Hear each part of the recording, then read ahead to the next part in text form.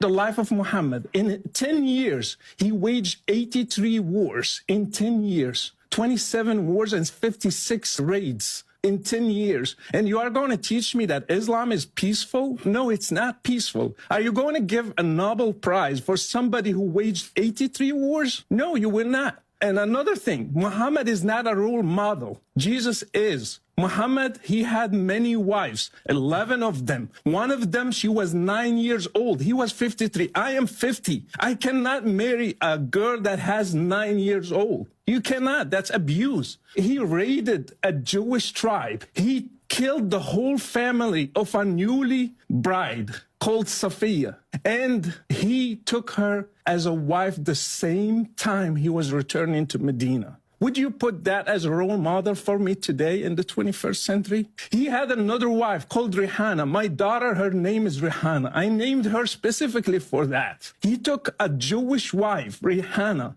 and he did sex with her, not with her will. He did against their wills, all these ladies. Are you going to put him as a role model? You cannot compare Jesus with Muhammad. Jesus never killed a person. He never killed an apostate. He never waged a war. So he was a role model for me. That's why I loved Muhammad and I wanted to follow Jesus. Time to deal with the noise coming from this head parrot. What he's peddling here isn't truth. It's recycled propaganda. Every single one of his points collapses the moment you put them against real history.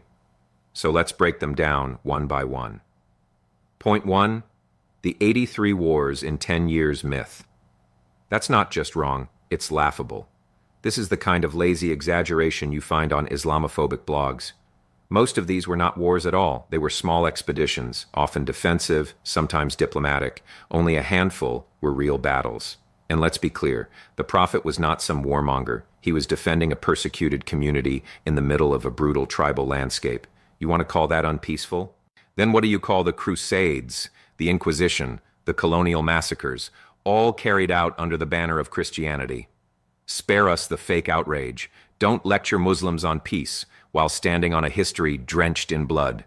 Point 2, the Prophet's marriages and Aisha. Yes, the favorite cheap shot, Aisha's marriage. You throw the word abuse around as if history started in 2025. That's intellectual dishonesty. In the 7th century, marriage norms were entirely different. Her family, Abu Bakr himself, the Prophet's closest companion, consented. Aisha herself became one of Islam's greatest scholars, shaping the faith for generations. Does that sound like a victim to you? What you're doing is projecting modern Western standards onto a society you clearly don't understand. And worse, you're insulting a woman who is revered by over 1 billion Muslims. That's not truth-seeking, that's slander. Point 3. Safiya and Rihanna. Now let's talk about Safiya. You claim the Prophet killed her family and forced her to marry him. Wrong again. Her father was killed in battle, not murdered in cold blood. Afterward, the Prophet gave her a choice: freedom to return to her people or marriage to him as a mother of the believers. She chose marriage. It was never forced. As for Rihanna, the story of forced relations is pure fabrication. She was given dignity and a choice, not abuse.